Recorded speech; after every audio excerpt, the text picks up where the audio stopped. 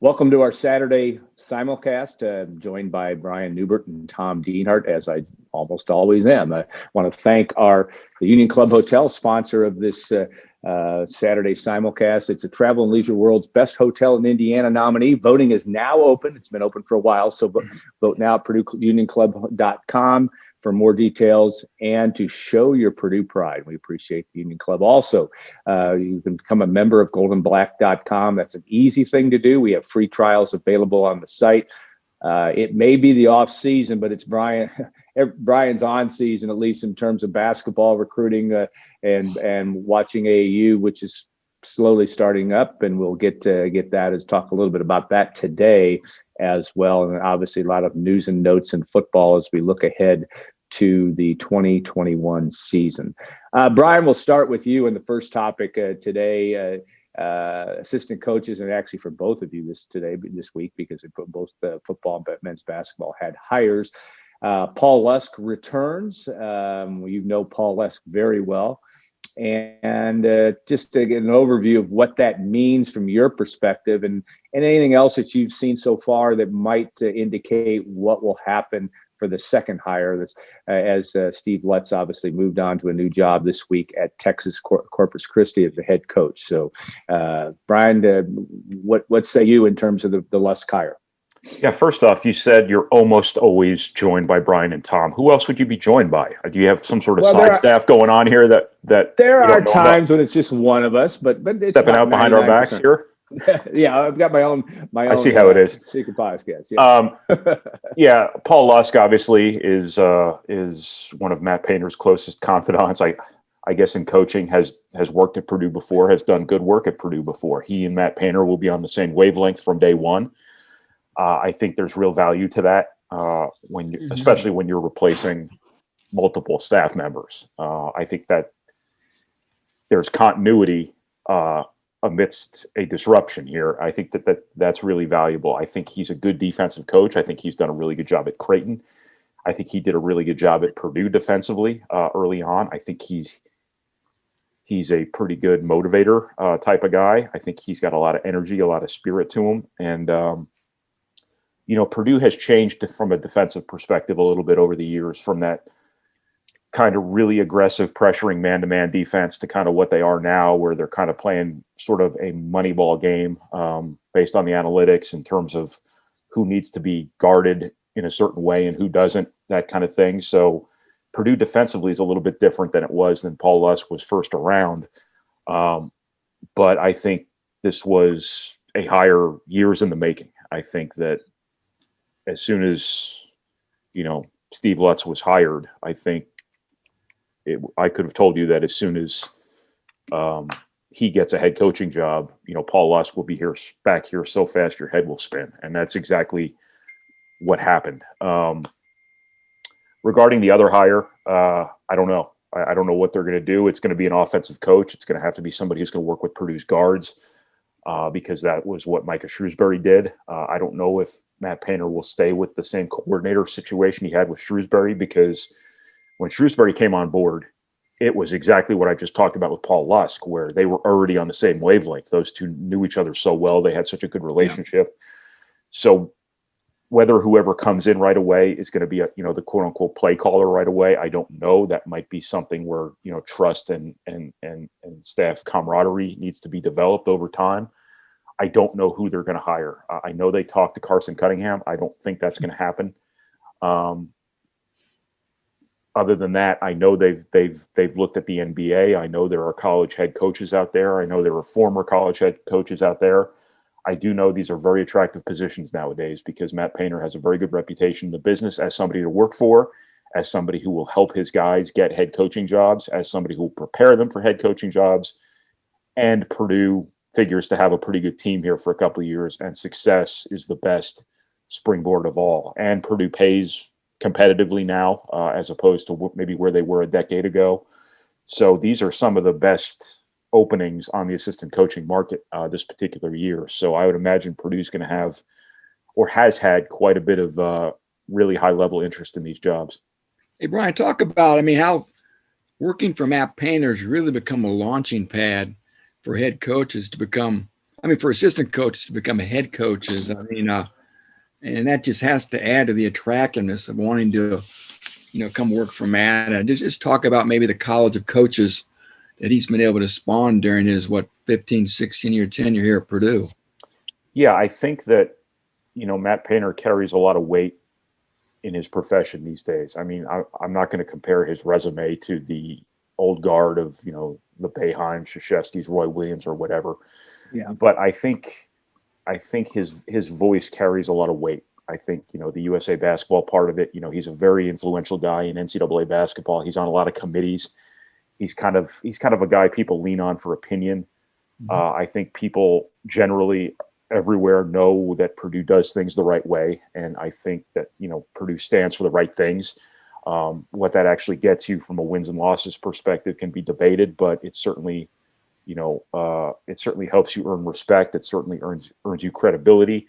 I think people look at him as a guy who runs a good, consistent program, and that's what people want. And I think, kind of behind closed doors, I think he involves his assistants in everything. I think he's a guy who looks out for them. He will stand up for his guys when it comes time for them to be up for jobs.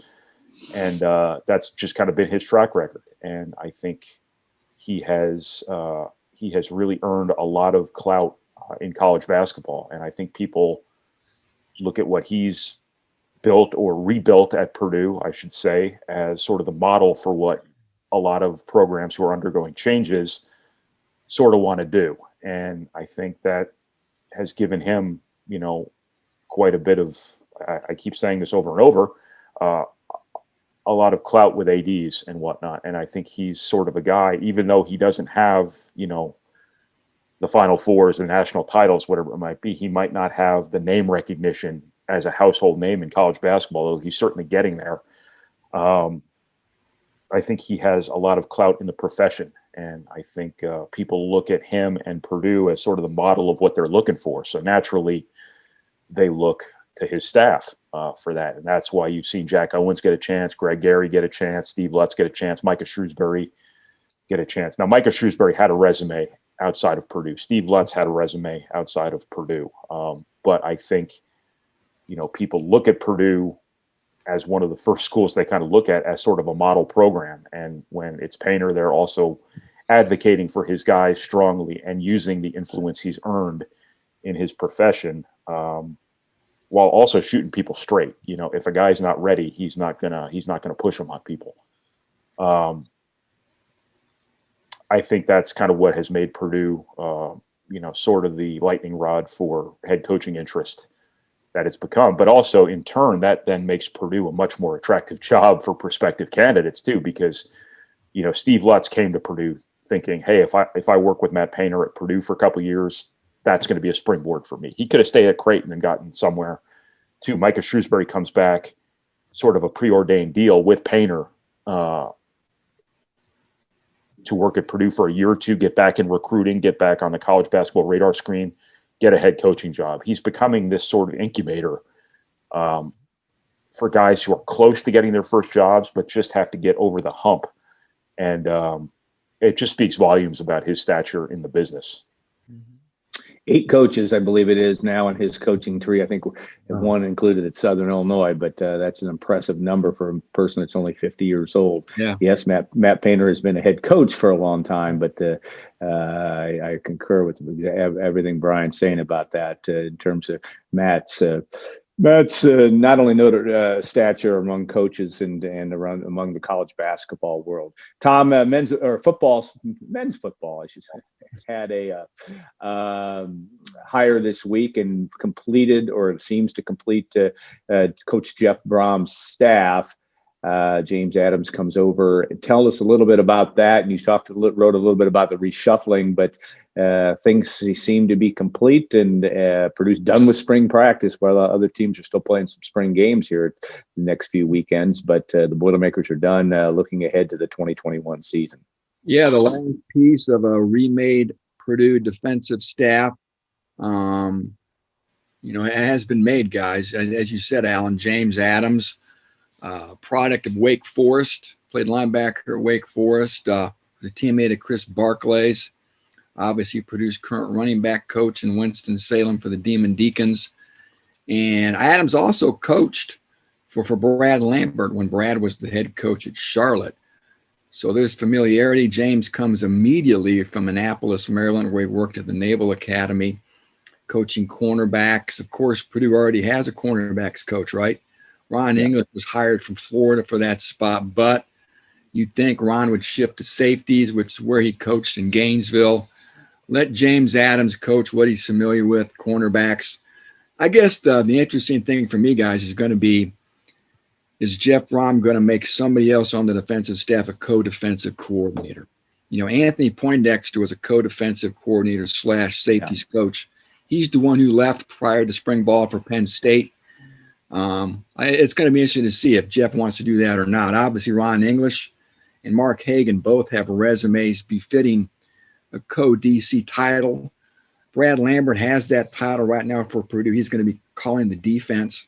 So I guess that's what I'm intrigued to see, guys, is if there's going to be another co-DC to work in concert with Brad Lambert. As Brian and you guys know, that's always been the MO under Brohm. He's always had a co-defensive coordinator. So we'll see what happens, guys. I'm told James is supposed to get on campus on Sunday, and I imagine we'll see some official announcement from the university next week sometime, I'm guessing. Brian, we watched coaching dynamics for years, some very positive in Purdue football, some that have been challenges, but this is an interesting cohesiveness is everything when you talk about getting a staff together, building culture, things that maybe Jeff Brohm always is all head football coaches are trying to do. I like what I see because he's got some voices, some people that are familiar with one another, but yet kind of come from a different place. How do you see that staff from your perspective? Yeah, I think that he's always, at least with his recent hires, ever since his first staff, I think he's done a good job trying to strike a balance between energy and experience. And I don't mean to suggest that experience can't have energy, but you kind of know what I mean there. I think that all these hires he's made the last 2 years, he can now make from a place where I think he's got enough background with Purdue now where he probably has a really good idea what he needs, really good idea what he wants. I mean, he's experienced relative success, but also he's experienced a good deal of struggles here. And I think now,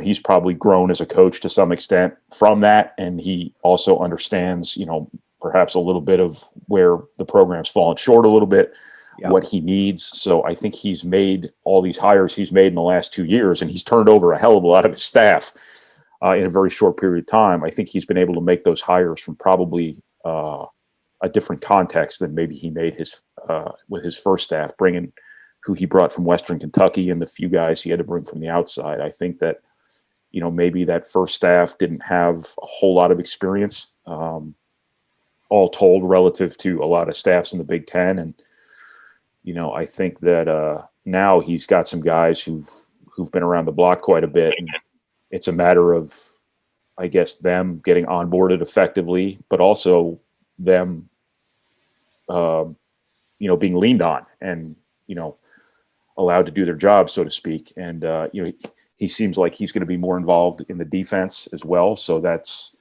that speaks to him, taking action regarding something that obviously needs to turn around. I think, it's important that the offensive coaches and the defensive coaches be on the same page too, because they're all working in the same direction and they can all make each other better on the practice field. So if Jeff Brohm has a little bit more of a background with his own defense, I think that, conceivably could help them offensively. But, the proof is in the pudding, so to speak, and they have to. We'll find out. They hired a lot of new guys that people were excited about last year, and obviously under weird circumstances with a pandemic and all. But we'll see what happens. It does seem like, based on what I've read and seen from a million miles away here. Not that I'm down on the ground covering this stuff necessarily, but Brad Lambert seems like the opposite of Bob Diaco, and I think the results last year told you one thing you might want is the opposite of Bob Diaco. So I think things will be a little bit better behind the scenes. I would have to think. I don't know exactly what happened behind closed doors last year, but it certainly didn't seem like there was a lot of harmony there, just based on indicators. The way Jeff Brohm talked publicly, the way that just kind of watching the games, it didn't look like, and not just the coaching staff, but the whole team. It didn't look like a unit that everyone was on the same page, moving in the same direction. Yeah, and that's going to be a storyline. Obviously, we're watching as things try to move in a positive direction for 2021. All right, we're looking at one of the topics that came up this week, and we'll touch on briefly, is football finances. The Des Moines Register, I think, wrote an article on University of Iowa and its ability to get a $50 million loan from the university to deal with the shortfall that I think every athletic department is dealing with in some manner. Some may be larger than others. Obviously, Iowa has, I think, a few more sports. Purdue, a little bit bigger budget than Purdue. I think $122 million in revenue last year, maybe that whatever that was. It's about 15 to 20% bigger based on the figures we saw. Tom, I wanted to ask you, and obviously we'll maybe a chance to talk to Mike Babinski here in the next week or two to find out a little bit more. Some sources talking about that Purdue may not be in a situation where it may not need to go to the university for a loan, or there's a way to remedy the situation from a financial standpoint. That sounds like a good thing, and we still know that if the numbers that we have talked about, $20 million deficit in football, $10 million in men's basketball, some level of deficit in the television compared to what it was pre-pandemic. Purdue has some holes to fill. They've raised some money, but all those factors play into an interesting dynamic as all these athletic departments try to weather the storm of the pandemic and also move forward in a positive way as they reopen full bore. Yeah, from sort of what I've been able to understand and glean, Purdue most likely is not going to go that path that Iowa took as far as taking a loan from the main campus, from the university at large, to try to cover financial losses incurred by the pandemic. For the last 11, 12 months, we've read about the bleeding, the financial hardship at universities across the nation, dealing with money shortfalls, be it from gate revenue, from TV revenue and whatnot. So yeah, everybody's felt the pinch. We've seen furloughs, we've seen salary cuts as well. But again, it sounds like from what we can gather, Purdue's not going to go that route, guys. They're going to try to figure out an alternative way to cover their losses. Alan, you spoke to those, and to continue to raise money. We all know they've started a fundraising campaign, shortly after the pandemic started, I think more than a game. Right. And Purdue does not want to make this a multi-year problem. I think they want to try to get this in their rearview mirror, and they're going to continue, it sounds like, to try to address the financial issues just through continuing fundraising efforts. But I do think, fellas, from what I'm hearing, that other universities within the Big Ten, I'm sure probably even nationally, are probably going to have to maybe turn to their universities at large to look for some type of loan relief to cover these losses. So again, a lot of entities going to be trying to crawl out of a financial hole the next couple of years here as we slowly creep our way out of this pandemic and sort of the financial hardship that it's wrought on so many people and institutions. Yeah, Brian, you look at Purdue's situation. Obviously, we've had Mike Berghoff on GoldandBlack Live or wherever we interviewed him, the chair of the board of trustees, and they've been emphatic about not making this a one-year problem as much as you possibly can. There are endowments out there. There's private funding or funding that doesn't necessarily have to meet the light of day. We don't know the answer to some of those questions. I don't want to purport to say that we do. But Mitch Daniels has always been, been very proud. Purdue has been its biggest banner has been, we are freestanding from the university, one of 8 to 10 Power 5 schools that are even in that boat. that all is part of Purdue's mantra. That certainly is Mitch Daniels' mantra. And Purdue has made some cuts in certain places from a staffing standpoint. I know there are still furloughs going on within the athletic department.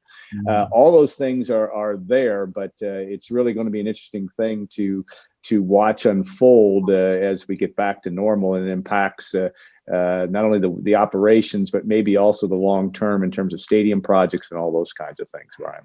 Right. I mean, the intent is noble to make this a one-year problem, but anybody who can make this a one-year problem deserves the Congressional Medal of Freedom here, because this is obviously something that touches on a lot of different stuff. And, the reality too is your revenue is probably not going back to 100% right away either. I think that's true. I mean, I don't know what capacity is going to look like this football season. But if it's 100%, even then, I still don't know if you just kind of hit the ground running right away. I think you probably had to take things apart a little bit to a certain extent before you could put them back together. And I don't know if you're going to be able to just take it apart one September 1st and then put it right back together the next September 1st. Purdue, to use Purdue as an example, I'm sure they're understaffed now. They've had some people leave, I know. Not necessarily because of the pandemic, but because of a lot of opportunities that they haven't been able to replace. And I just don't think that. I think that making this a one-year problem has to be everyone's goal. You don't want to mortgage your future to just survive the day, but this is something that's going to ripple through, coming seasons in some capacity. It might be a big capacity, it might be a little capacity, but some capacity. For a long, long time. I don't know how they're gonna do it financially. I'm sure Purdue's going to get creative in some kind. They're going to keep asking people for money. They're going to try to monetize whatever they can when the time comes where they can do that again. But they're obviously in a tough spot here. Obviously, the university, probably doesn't want to look like they're basically bailing the athletic department out. That would be a little bit contrary to Purdue's history with its athletic department. That would be a little bit contrary to Mitch Daniels' rep as a university president. But these are extraordinary circumstances. There haven't really been times like these. So that's what other people are doing. Maybe Purdue in some form gets creative in a way that the university helps the athletic department a little bit. Does so as quietly as possible, probably, but I wouldn't anticipate, as Tom has mentioned, I wouldn't anticipate them just cutting a check for $50 million the way, the University of Iowa did. Now, I don't know if that's a loan that Iowa gave. It's a loan. Yeah, it's a loan. Yeah, according to the Des Moines Register article, and that's, again, a loan is a way to launder the optics of bailing out your athletic department with state funding.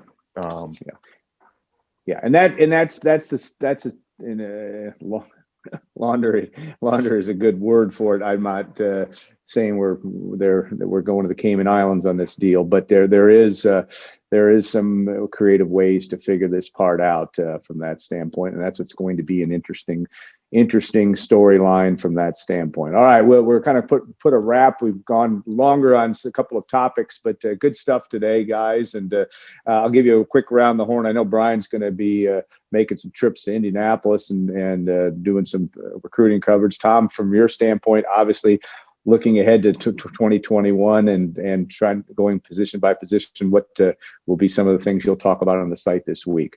Yeah, also some NFL draft stuff coming up for viewers or readers to consume. I spoke with a guy who covers the NFL draft. I spoke with an NFL scout I know for a team as well yesterday at length to try to get his off-the-record comments as well. So, yeah, I'm going to start to drip and drab those things out over coming days, guys. April 29th to May 1st is the NFL draft. It's going to be in Cleveland, Ohio this year. And it's always a fun event. Purdue had a couple of guys picked last year. And we'll see if they can continue their trend as well. The big storyline, of course, will Rondale Moore be a first-round draft choice? Depends on who you ask. So it's going to be fun to continue to watch and monitor that moving forward. Brian, AAU, it's an interesting time of year. I hope it's a fun time of year, though I know it's extremely busy when you're on your weekends in Indianapolis, Fort Wayne eventually at the end of this month. Just a little bit about your schedule. And, of course, Purdue also you had a big story on the site this week that got a lot of play about Brian Waddell, also Matt Waddell's son, a guy that might be a Purdue's next 2021 class member. What's up with you here as you make the trek here and over the next few weeks? Tomorrow I'm going to see Brian Waddell at the Hoosier Basketball Top 60 workout. It'll be I've seen him play live before, but this will be my first time really only watching him. So that, and then next weekend, I think I'm cleaning the house. And then the weekend after that, fertilizing the grass. I got to cut the grass too. That's what I'm working on. I'm not going to cut my grass till like August. If that, maybe November. All right. And then the weekend after that, there's a big grassroots tournament in Westfield. Fletcher Lawyer will be there. Jameel Brown will be there. What good that does me anymore, I don't know. But and then after that, I will be covering Spieth the day after my second Pfizer shot. So there you go. Fingers crossed. Yeah. Now I covered a peach jam 2 years ago or 3 years ago, whatever it was, with my leg cut open. So if I can do that, I figure I can probably fight off a few after effects of a vaccine to cover a weekend long basketball tournament. The weekend after that, there's a football camp at Ben Davis, a rivals camp. I imagine there'll be some Purdue prospects there. I don't know yet, but I'm planning on going to that. And in June, there will be the Indiana All-Star games. Fingers crossed. Yep. Hopefully. In the meantime, I'll just try to figure out who the hell Purdue's recruiting, who the hell Purdue's going to hire. One has to happen probably before the other, and kind of go from there. All right, Tom and I are going to also revamp we got to come up with some new subject matter, our memory series that last summer. And one of the people that we all know well, Leroy Keys, is ailing, and I think back in Lafayette area are going to be soon on hospice care. One of the great legends. We'll talk about that as well. The best to the Keys family. Leroy has been a friend of GoldandBlack and obviously a great Purdue legend for many, many, many years. And we wish him the best as well. So, guys, thank you very much. Yes, this is usually our usual group, and we appreciate that as well. It's always fun to spend our Saturdays at least getting reacquainted about the issues of the day. I want to thank the Union Club Hotel at Purdue and Travel Leisure World's Best Hotel in Indiana nominee. Go to the Purdue Union Club Hotel.com for more details, and you can show your Purdue pride. We want to remind people as well that you can become a member of GoldandBlack.com, as the gentleman just outlined, both Tom and Brian. A lot going on here, kind of the intriguing time of year as we look at some other topics, recruiting, etc., on GoldandBlack. So, guys, have a great rest of the weekend, and we'll look forward to talking again next for our Saturday simulcast next week as well. And have a great weekend all. Take care.